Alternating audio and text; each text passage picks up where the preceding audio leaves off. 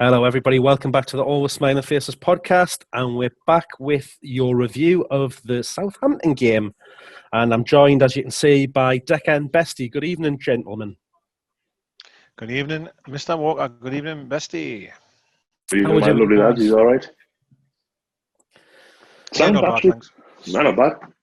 Good. Well, that's as happy as we're probably going to be for the next 20 or 30 minutes as we're delving to Friday night's performance against Southampton. So, but we'll try and bring some light relief to the proceedings. So, Decca, how do you think we started off with the lineup that we named for the game? It was what I expected. If I'm being honest, I did expect he would go with the same team that beat Everton. Just off the top of my head, there was no changes, was there, at all? There was literally none, was there? No, there wasn't. So I expect exactly that, because I thought, to be fair, I thought we played quite well against Everton. Not blistering or one to remember, but we played well. So I had no issues with that.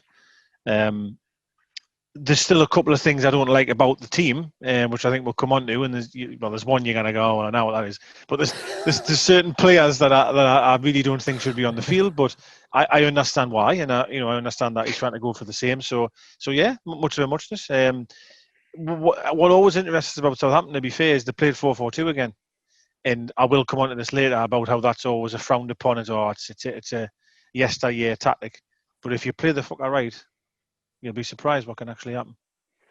Yeah, so we actually went into that game unbeaten as well. So we're going down there with a bit of confidence coming after that victory over Everton, as you said, Deck. And did we get out of the traps well enough for you, Bestie? I thought the first 5-6 minutes that Newcastle looked quite good, looked quite sharp. They put pressing Southampton quite high up the pitch, and I'll admit, until maybe probably until the first goal, really, until the build-up for the first goal, I thought, we're looking okay here. But I've thought that about countless games in the past where we've ended up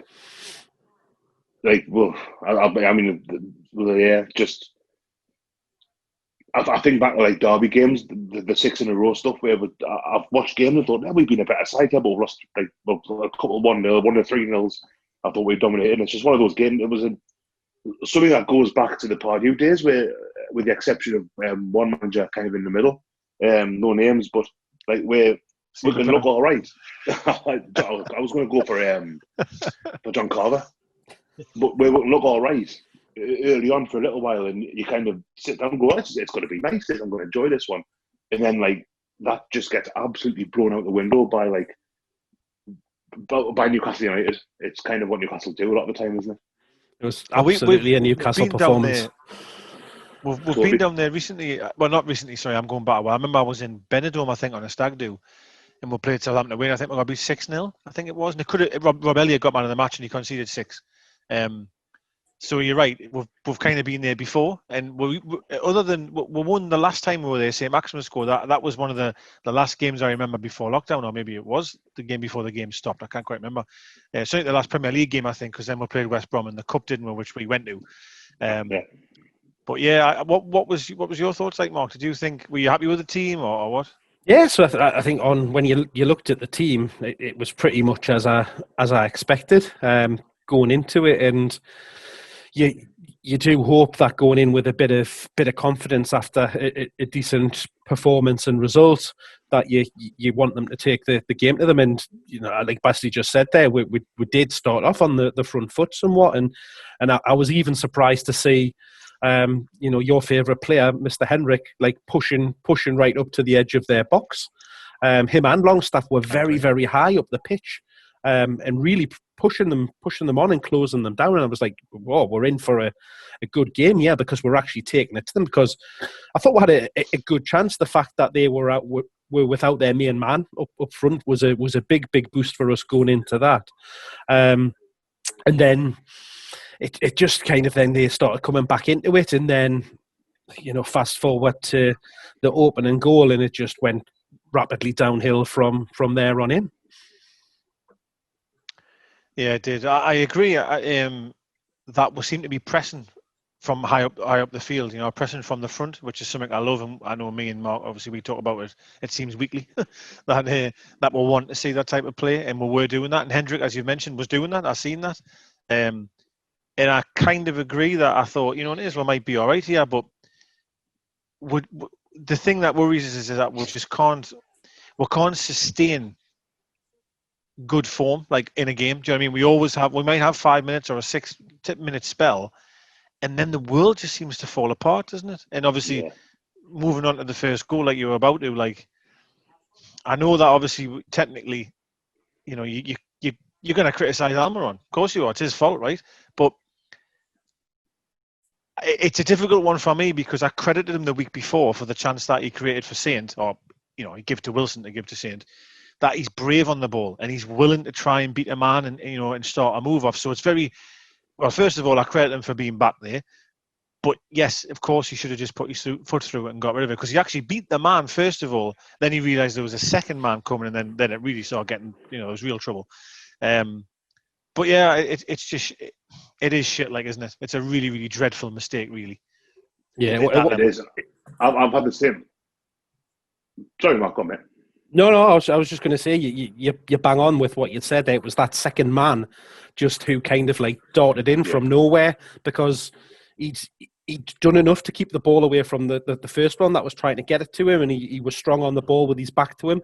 And then just as he kind of turned to either go away or to turn to come back in, that the other player just came out of nowhere and just took it off his toes and got in. But it was just unfortunate, because, you know, 9 times out of 10 you see him, you know, tricking his way out of a position like that and getting it away with pace up the line or something. So I don't know. Yes, ultimately he's to blame, I guess, but, you know, other weeks it goes his way. Yeah, and I'm the same as that way. I kind of think back to the Everton game and that exact chance that he made by breaking out of defence. And I wonder if Southampton have watched that and thought, right, here's what he does. He carries the ball, and if you can beat a man for pace, get another man there, and he's stuck. So you wonder if that's something that they've noticed and gone, right, here's how you double up on him, basically. But even then, like, he's when he kind of beats the first man, he's got an opportunity there just to go, right, I'm in trouble here. Just not play it on or belt it up the line or just get it out of danger. Of course, in hindsight, that's easy for us to say kind of 3-4 days later, like, but well, yeah, it's a shame. It's a shame because I think he's done really well since he came back into the team. I don't think he should be out of the team to start with. No, it's a confidence he's got in himself, isn't he? That he thinks he can play the ball and win it, and then turn and get away from him, because he, as we've just said, he does 9 times out of 10 do that. I mean, if anybody's to blame for that goal, in my eyes, it's Lee Ryder, with that 6 out of 10 rating that he gave him last week. So Mickey, what did he give him after this one? I don't know. I didn't see, but no, I don't know either. I think Mickey was trying to impress and make sure that he got a higher rating than 6 out of 10 this week, and then that was the result of it. I think Dardo did well before that. It's a save you probably expect him to make, but it was a decent effort from I can't remember quite who it was now, but he tipped one obviously very, very far away, you know, out of touch, if you like, almost, which then obviously got Almiron on the ball. However, the marking in the box for Shea Adams, I thought, was dreadful, to be really honest. Maybe we weren't ready. Maybe we weren't, you know, because obviously we're not expecting Almiron to lose the ball. And it was a very well taken shot from him on the volley. Mm-hmm. I mean, you know, I don't want to take anything away from him, but I did question Darlow a little bit, if I'm honest, because it looked like it went over his head, but it wasn't even that high of a shot. I know it was quick. It was very, very powerful, but... Cue, here comes Bestie with the goalkeeper bashing. Yeah. No, I agree with that. I think he does really, really well. The first save, I think, was it Ward-Prowse had the shot? I'm honestly not sure. It might have been. I can't remember, if I'm being honest. It came over from their left-hand side, didn't it? Yeah, he cut in and hit it. Yeah, it was. I mean, it was a well hit. Hang on, wasn't Shea Adams, was it, that had that shot and then got in the box? Was it? Yeah, it was. It was. I thought it might be. Yeah, and it's a really good save. And again, he's kind of pushed it out of trouble. Almiron's picked the ball up, so you think, oh, that's what more can you keep to do there? But yeah, I agree with that. I think that he does seem to be kind of. I don't know if he's expecting the ball to go low. It's what I talked about last week, but maybe he's anticipating a bit. He's kind of anticipating something's going to happen, and by doing so, it's gone over his head. And it's not that high. I think he should do better, if I'm honest. If he stands there, which it's very, very easy to talk about. I don't want to knock him too much, but if he physically just stands there, it just hits him. But he seems to be so low. It's a really weird position that he gets his body in. Yeah, he sets himself low, doesn't he? It's a strange one. Like, but again, well, it sounds almost kind of what the word be, a contradiction in terms. Like last week, I'm going to say he's done that well. Like you can kind of give him the odd one, but if you're saying that every week, then you kind of start to wonder a little bit. It comes at him like a rocket, like, doesn't it? That's a hell of a strike. It's really well hit. Like, that's where I'm giving him the benefit of the doubt, like, is because it is a proper snap finish from Che Adams. It just comes along and he just hits it without thinking, and he catches it so sweetly. But and I think Darlow's just like, he doesn't really know where it's going, because it just comes out of nowhere. So he's just like kind of reacting to the ball, and it just goes through him, basically, because he's not reacting quick enough. If Tim Krul conceded that 4 years ago, he would have got dogs abused. It didn't hit his hands, though, did it? Didn't hit his hands. Yeah, it didn't hit his hands. I probably, another thing, what I was meaning about the marking necessarily is that obviously Darlow's made a great save. Almiron's got it at this stage. And Almiron has it for a little bit. I'm not saying ages, but he has it for a little bit because he beats that man. When you see where Che Adams actually takes the shot from, our three centre-halves, or certainly two of them, from memory, seem to be so close to Darlow. Like, when Almiron has that ball, I really feel we should shift up the field, you know. Like, defenders should move up straight away, but they seem to be sitting almost in the 6-yard box. So that entire moment of play, again, it's just maybe going back to what I mean about being negative and not being on the front foot in terms of pressing. I think you've got to give Southampton some credit there, though, because they pushed right up and brought their line right up onto the edge of our box, so that we really couldn't get out. I don't know. It's just one of those typical Newcastle goals to give away, isn't it? Through individual errors that we often see. I was watching it with my dad. And my dad was like, my dad's very much, you know, honestly, he's like, he knows that we're shit, right? But he doesn't like to hear that we're shit. Does that make sense? So he knows we're bad, but he doesn't need me sitting next to him going, hey, this is blah, or the commentators, you know, going on and on and on. He just gets so angry about it, and he tries to defend wherever way he can. And anyway, we were sitting watching the game, and we were banging on, and he was saying, well, it's a mistake that's cost us. It's just one mistake. It would have been 0-0 if it wasn't for that mistake. But the point I was trying to make my dad was, I don't believe we would have created that chance, because I don't believe we would have had, you know, the aggression to press Almiron. You know, if it was the other way around, we wouldn't have had two players pressing him, would we? Like, whereas Southampton, as you've mentioned, were on him straight away. We would have that moment would have just sat back and goes, "Oh, it's all right, you can't hurt. We're here, so just have the ball." Yeah, it's a big part of their game as well. It's a big part of their game, is that high pressing game, and even Bruce mentioned it in his pre-match. That's the way that they like to play, and then obviously we subsequently that will no doubt come on to. We heard comments after the game as well from both him and players that talked about that, and the fact that they'd pinpointed that as being a risk. But I get what your dad's saying. It is individual error, isn't it? At least they pinpointed it. At least they're now pressed anyway. I know it didn't work, but yeah. And then I think, to be fair, moving on from the goal, probably the only period of time where I actually thought we played football was for about 30 seconds. I think I texted you actually and said, "Wow, that was actually decent play." Longstaff had a header, I believe. It did, yeah. But it went straight to the goal. That was a really nice bit of game. It really was. It was, and you know, as bad as the match was, and we'll get on to further how bad it was. That particular moment, I thought, was really good football, and when he scored. But other than that was about it, really. Yeah, no, because I thought we reacted in the right way to going behind. Probably, as we're saying, maybe a little bit against the run of play that they took the lead through that individual error, but then from there on in, it just went rapidly downhill. They went up. I tell you, who was garbage. The first 20 minutes, lads, was St. Maximin. He was horrendous, right? Even leading up to the goal, I lost count how many times he lost the ball. Like, just getting the ball, hanging on to it too long. They were doing a similar thing, this pressing business. Every time he got the ball, there was a couple on him, but he was losing it cheaply, I thought, an awful lot of times. And how isolated Wilson was, again, I mean, the first half, he touched the ball 9 times, Wilson. 9 times, man. Like, it's just unbelievable, isn't it? It's just not working, is it? Them two. It's clear that having Saint in that position just doesn't work. We've tried it for the last 3-4 games now, is it? and I'm yet to see what he's meant to be doing in that role. It's by far the worst run of form, worst performances that he's had since coming to the club, and it can only be because he's been playing out of position.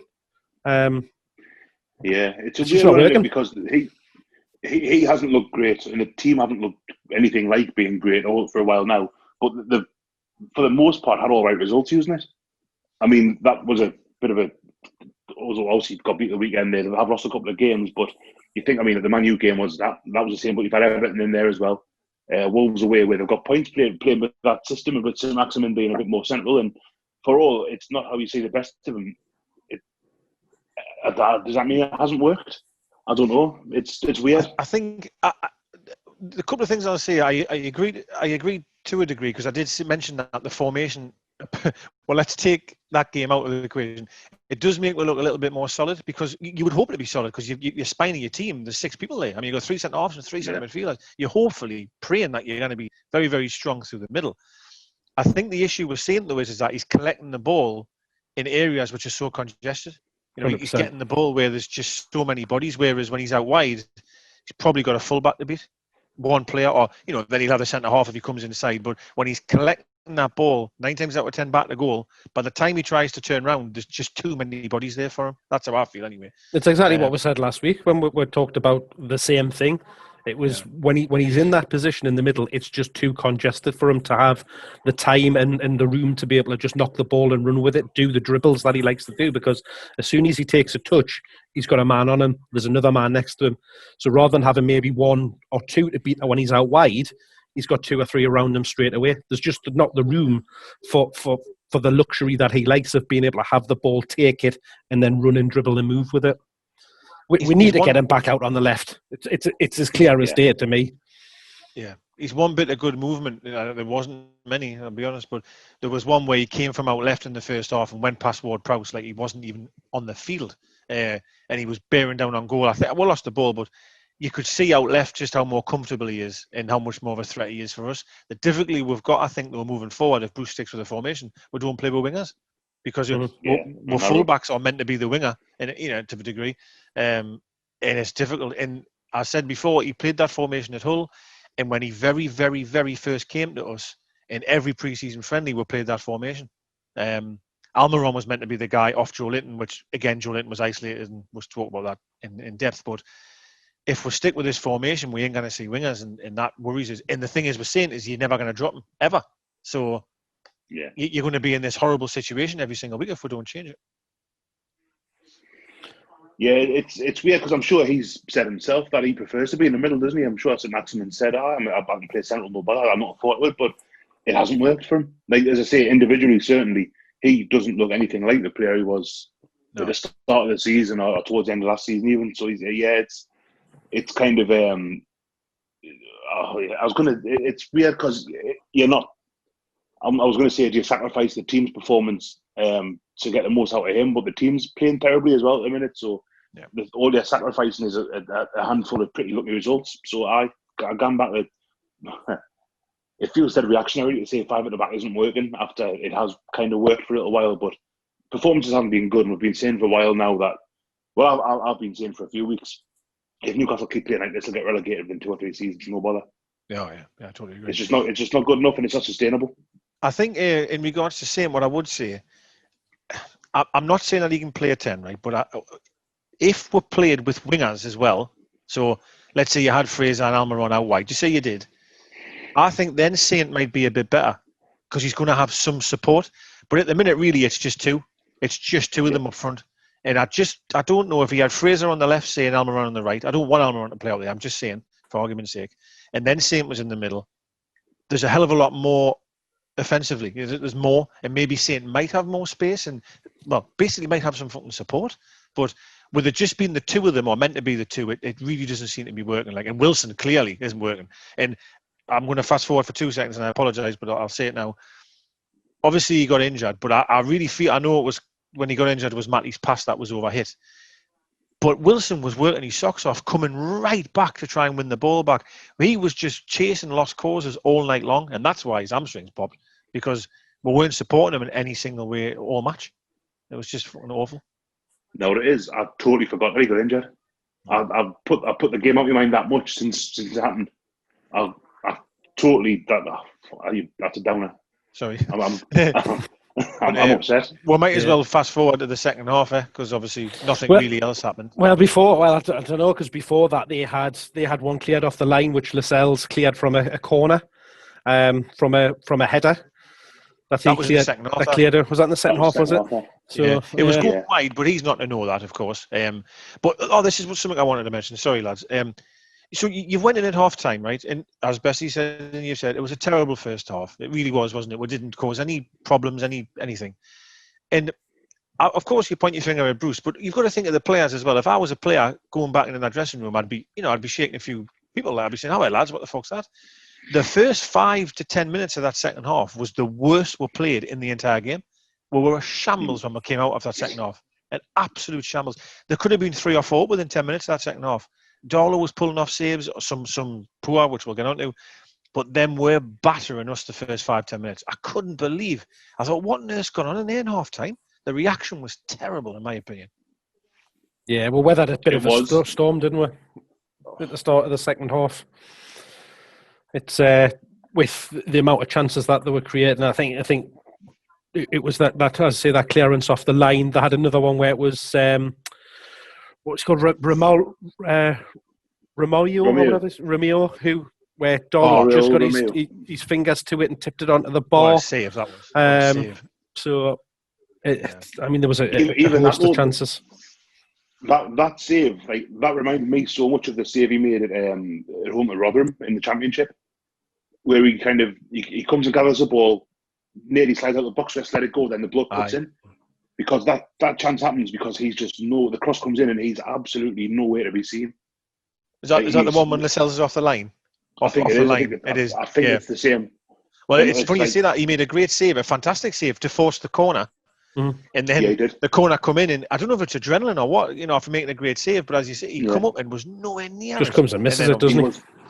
He was absolutely, and it's either keeper's ball or you just stay by. I'm not going to tell a professional goalkeeper how to go on, but it's like, it's just, you watch goalkeepers, and you know when someone makes a mistake, and that was terrible. But then, and this is Darlow in a nutshell to me, that save was absolutely unbelievable.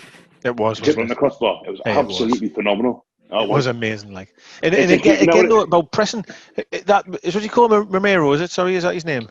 Romeo. Yeah, he's a tiny little, he's a clever little player, actually. But how much time he had to line himself up for that shot! I was screaming at the telly, going, "Close him down! Somebody go towards him!" He took a touch, had a look. Oh, there's not much on. Move forward. Oh, there's not much on. Then got out of his feet, and then obviously smashed it. And I just thought, this is just awful, really, honestly. But Darlow, to me,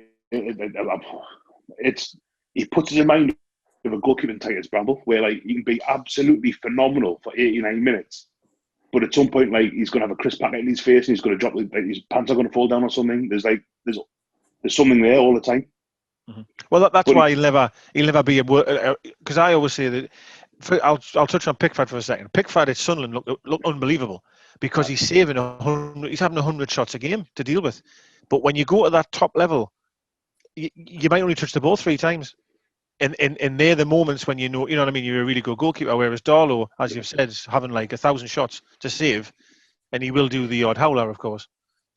Pickford's it's a good analogy, because Pickford are good comparison to make, because he's obviously a really good goalkeeper, but there's something wrong with him in his head with Pickford. There's something away there. I don't know if, I've said it before, when that game Everton played at St James's, when we came back, he should have been sent off in the first half, and he just hasn't. Every time I've watched him since then, and I'm assuming it can't be every game since then, but certainly since the season started, it feels like every week something happens to Jordan Pickford where you're going what's he doing? Yeah. And he can be wonderful for 89 minutes, he can be man of the match and all that, but something always happens. And it's like I said, Titus Bramble's had it. Titus Bramble would be under.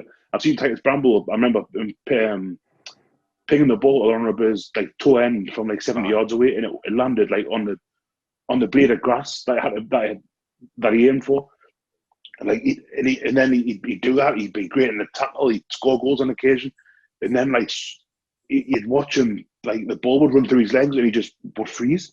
And it's such a bizarre thing. And like I say, I mean, I'm not sort of Titus Bramble special, like, but Darlow's got a little bit of that about him for me, where he'll make like 15 wonder saves in a game, but like probably 3 or 4 of them will be from a mistake he's made to start with. Yeah, it almost sounds like you're also summing up our current captain Jamal Lascelles, who had that kind of a game as well, where he made a couple of errors. He obviously had the clearance off the line, and then he was involved in a penalty claim against Theo Walcott, which caused a little bit of debate in the WhatsApp group. So, Decker, I can see you shaking your head. Penalty or no penalty? Not a chance in hell is that a penalty. Like, no way at all. He gets the ball clearly first. I don't even actually think he even touches Walcott. To be honest with you, Walcott jumps over him, and if he does touch him, it's very, very minimal. And funny enough, I don't know if you watched the Man United Everton game. Maguire absolutely cleaned someone out. He won the ball first, though. I will say that, and then he absolutely ruined the lad. And the commentators, they were like, "Oh, he won the ball first. It's fine." The referee had a look, and it got moved on. Well, not good. My light's kicking off. I tell you, well, did you think it was a foul? I think you think it was, don't you? I didn't. No. I think it was only us three that said it wasn't a penalty. Yeah, that's not a penalty. For me, I don't think it is either. It's because he plays the ball off Walcott. It looks worse. Lascelles gets a good touch. I know, like, touching the ball doesn't necessarily mean winning the tackle. You know, I mean, I remember Habib Bey got sent off against Man City at St James's years ago now, where he technically got the ball before the striker, but didn't get anything like a good touch on it. And he took a block off. And he got sent off, and Man City scored the penalty. This one for me, Lascelles plays the ball as clear as day. You can see the ball moves as Lascelles hits it. Lascelles thinks he plays off Walcott. It doesn't really go that far, and then Walcott goes down. So it looks as if Lascelles has gone in with like undue force and whatever you want to call it. But no, I don't think it's a penalty at all. It's just not. I would be telling my centre half every single day, you know, you keep doing that, even if it got given as a penalty. What else is Lascelles meant to do in that moment? Just sorry, mate, you just have to score because I kind of touch you. That, to me, that was a perfectly well-timed tackle. No wrong with it at all. I'm the same. I thought it was a very, very good tackle. Strong in it. Won the ball, and then, yes, he did probably have a little bit of contact with Walcott, but it wasn't enough to kind of warrant it. If that gets given, you're feeling very, very aggrieved. So, but we've got three saying that it wasn't a penalty. So let's try and see if we can get another opinion on it, and we'll welcome Christopher to the podcast, who's coming in fashionably late. Ooh. Where is he? There he is. Hello, lads. Better late than never, Christopher. So we're just discussing the penalty incident with Walcott and Lascelles, and we've got 3 votes for definitely not a penalty. What was your thoughts? Oh, it's a penalty all day long. I'm doing it. See, I still can't believe he still thinks it was a penalty. All day long. No. So give us your reasons why. How was that a pen? It's just a penalty. Like this season, that's a penalty. If we're getting penalties for other things, for hitting the back of somebody's arm against Tambola, that it's a penalty. Like in this day and age, unfortunately, that's a penalty. Right, Chris, you're breaking up. Thanks for coming. You're breaking up. I'm gonna have to just end it this year now. That's never a penalty in a million years. No, I agree to that extent where I'd probably be angry if it was given as a penalty, but if it was given, I couldn't have any arguments against it because of some of the stuff that we're seeing so far this season. Yeah, I take that point, like, but I think the fact that he takes the ball cleanly at first and then has some contact, I think that's what gets it. Yeah, it was for me and the rest of them. So 3 versus 1, you're wrong. Got the ball. He gets the ball. For me, you cannot. Remember when Isaac Hayden got the ball last season against exactly. Who was it? But that's night and day compared to the tackle. It was against Leicester. That was Leicester. Yeah, that was, he gets the ball and absolutely does him, which I think at the time even I thought that was, but I'm quite old school though when it comes to stuff like that, to be honest. Like I think part of it is I hope the game, which it is, as Chris has mentioned, I don't want the game to go that way because soon you'll not be able to tackle anyone. Like you'll literally not be able to do it. That's why I didn't think it was a penalty personally. Yeah. Like, I must admit, it should have been 100-0 anyway. To be fair. I must admit when the tackle first went in, I held my breath. at first and went, "Oh, what's happened there?" But course, then I did. when you then see it from the other angle and there was no reaction, even Walcott didn't really Walcott have a reaction to it. Yeah, did he? No, he wasn't. So that's after kind the of game, he got giveaway, interviewed. isn't it? But They said after the game, "Do you think it was a penalty?" He went, "Absolutely not." I said it in Walcott the said WhatsApp that. group. I went, it's probably a different conversation if they hadn't have won that game. You would have probably came out and said, it's a penalty. Yeah, well, he's lying then, though, isn't he? He's lying then. He's telling the truth now because, as you said, there's nothing to go on it. So he's just being honest. He's just saying it wasn't a penalty. I probably agree. If it was 0-0, he'd be, "Oh, it was a penalty." But he's just lying, then, isn't he? Can I say something else as well? It looks like you're going to say it anyway, mate. Sorry. Well, how did we make Walcott look that good? We always do. Like, we always do. He like, always has sake, man. an absolute worldie against every time. It doesn't matter which club he plays for. As soon as he sees Newcastle United and he's in the team, he's a world beater. He's shocking 90% of the time until he plays us. I was more impressed. We made that Stuart. What's all that about? Yeah. There's a list. There's a list of about 20 players that, like, in the league, probably each team's got at least one where you look at them and go, "He always turns up against us." Yeah. Or we always make him. And Walcott's one of them. Walcott's one. Aguero's one. Do you know that the recent player who it used to be, who's been shit every time he's played against her recently? Does he play for Southampton? Yes. Shane Long. Yep. I knew he was. Oh, yeah, He Shane. normally used to have blinders against he was us. brilliant. But the last couple of times he's been horrendous against her. Yeah, that's right. Now. Yes. Is he still at Southampton? Because he came on. Right. He came on at the end, He came on, yeah. That's Stuart Armstrong. We made him look like Zidane. Couldn't believe it. He had a very good game, didn't he? Oh, he did. He was very good. The point I always make about us, and I was trying to say this to my dad as well. Imagine if we had Stuart Armstrong. He'd be like Hendrick. He wouldn't play the way that he was playing for Southampton if he played for us. It just. Yeah. I was looking today. I seen that Ashley Cole thing. I haven't. Today, that he was Ruben to come and sign for back in the day. Yeah, when he left Arsenal, there was apparently Newcastle had an offer accepted by Chelsea, and the article I saw had him had the picture of Ashley Cole at Chelsea with the Champions League trophy. So that would have been 2012, and I was thinking how different his career would have been if he'd come here instead. He would have probably been 20 Clem by 2012. What was that linked because of Cheryl Cole? I don't know. Newcastle apparently. Well, they're still together then. I'm assuming the word. I don't know. The word Arsenal. Yeah, I think he was. No. Yeah, I think so. I don't know. That was what I thought. I thought that one of the Shells had a word and gone, well, come and live in Baker with me. Back a while. But I know apparently Arsenal were ready to accept 5 million, and Newcastle front like put the money up and said, "Oh, I will happen." And got in touch with Ashley Cole and said, "Great, we're looking forward to you coming." And he goes, "Fucking what? I'm not coming to Newcastle." Not me. That would have been a fantastic sign on that as well, because he was bang out top of his game at that point. He was unreal. You know what it is? He would never have been embarrassed by Musa Sissoko in 2012 either. So his career might not have kind of. It nosedived after that, didn't it? That was the moment. Yeah. It was like the Jordan Pickford moment. It must have But I always think the same about Rooney. Remember when Rooney went to Man U and we were linked with him? I was about to say that actually. We had him signed, didn't we? Yeah. How different his career. He would never have scored 50 or England goals and won Champions League. When Newcastle, no way. He'd be like Michael Chopra. Yeah. He would have been fat as butter. He's already fat, but he would have been fat as butter up here, wouldn't he? He'd been posing with like cardboard cutouts of Joe Biden trying to buy the club, and look, I'm going to buy Newcastle. Well, speaking of players that perhaps didn't live up to their best expectations, if we fast forward now to the second goal, and our midfield maestro, Mr. Sean Longstaff, seemed to lose control of and the ability of moving his feet, Chris. It's similar to what Lascelles done the week before. No, when Lascelles just forgot how to move.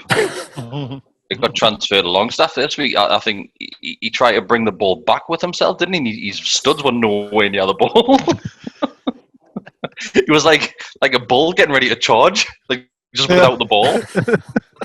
It's like when a dog has a shit and he like wipes its feet afterwards. It's like when a bird's like when it's raining to get the worms. I don't know what happened. Like I think sometimes a lot of the players, I think the brain just goes and they just completely forget how to play football. And we'll see it week in, week out, and it's always a different player. It was just Longstaff's turn this week. Yeah. It was poor, wasn't it? It was dreadful. Like he tried to make a pass, then stopped, didn't he? And then he, as you said, tried to do this like drag back, and the ball just wasn't there. And if I can also touch on Lascelles, Jesus, like his attempt to try and block that ball, honestly, was horrific. Terrible. That was terrible. It was absolutely terrible. Do you think I saw this with Lascelles? It might be last week, where I always thought Lascelles was quite a muscly fella, like big and muscly. He looked quite stocky, as if he was a lump. Cultivating mass.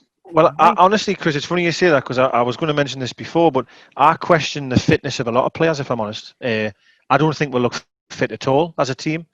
Lascelles has been carrying a knock, hasn't he, though? Because there was rumours he wasn't even going to play last week. So I don't know if he's still carrying that. I mean, that second goal looked like he was. He was carrying a fucking car by the looks of it. Could be Wilson carrying the full fucking team. Yeah, I just don't think they look fit. I really don't. Longstaff didn't look fit at all for me, and then obviously that's a mistake of a different sense. But I agree though with Lascelles. He looks even slower than ever before. He's never been blisteringly quick, but he looks really slow and languid. That's for the second goal. That's how I defend the edge of the box and 5-a-side. Or did when you can stand to the side because I can't go in the box, so I just try to make yourself as big as possible. It's like that's what he was trying to do. Like forgetting that you can get in behind him or just lay the ball off. It was really it was like schoolboy stuff. The first one he puts his foot like his leg behind himself, like a pose. That's right. And then it was the reaction of the next one, because the guy obviously goes on his left foot and he almost just doesn't bother. He literally, as if he couldn't have the energy to move. It just that whole moment in there just sort of typified the game. Do you know what I mean? The game was just so poor from almost minute one.